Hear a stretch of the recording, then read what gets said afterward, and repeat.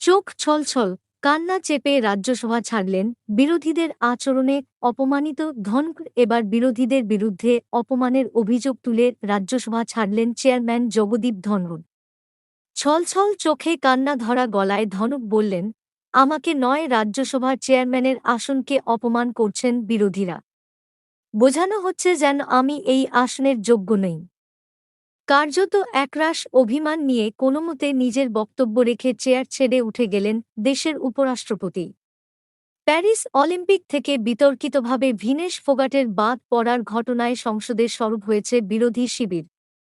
নেপথ্যে গভীর ষড়যন্ত্র থাকতে পারে অনুমান করে বিরোধীদের বিক্ষোভে উত্তাল হয়ে উঠেছে সংসদ। বৃহস্পতিবারও তার ব্যতিক্রম ছিল না।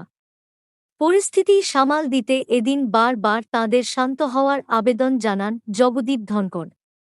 তাতে অবশ্য কোনো ফল হয়নি। এই পরিস্থিতিতে অভিমানের স্বরে ধনুক বলেন, পবিত্র রাজ্যসভায় অরাজকতার তৈরি, গণতন্ত্রের উপর কুঠারাঘাত, চেয়ারম্যানের আসনকে ধুলোয় মিশিয়ে তাকে চ্যালেঞ্জ ছোড়া শুধু আসনকে অমর্যাদা নয়, এটা সব সীমাকে লঙ্ঘন করার মতো। এই ভবন দেশের শাসক দলের এবং বিরোধী দলের সভাপতিকে দেখছে রাজ্যসভার দলনেতা হিসেবে। তবে সংসদের অন্দরে ও বাইরে সাম্প্রতিক সময়ে আমি যা দেখছি তা অত্যন্ত অপমানজনক। সংবাদপত্রকে দেওয়া সাক্ষাৎকারে বিরোধী দলনেতা কিভাবে আমাকে অপমান করেছেন তা আমি দেখেছি। এটা শুধু আমাকে নয়, এই চেয়ারকে অপমান করা হচ্ছে। ওদের বক্তব্য, যে ব্যক্তি এই আসনে বসেছেন তিনি যেন এর যোগ্য নন। সহযোগিতা যতটা প্রয়োজন ছিল তা আমি পাইনি। তবে আমি আমার চেষ্টায় কোনো ত্রুটি রাখিনি। কথা বলতে বলতে চোখে জল চলে আসে উপরাষ্ট্রপতির। এদিকে জগদীপ ধনখড়ের এই মন্তব্যের সময় হাসতে দেখা যায় কংগ্রেস সাংসদ জয়রাম রমেশকে।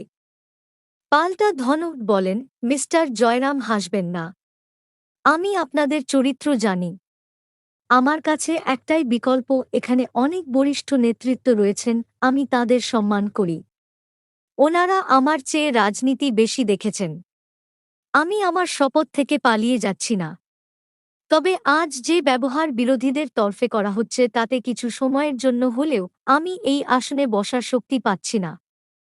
অত্যন্ত দুঃখী মন নিয়ে আমি আপাতত এই আসন থেকে উঠে যেতে চাইছি বলেই চেয়ার ছাড়েন তিনি।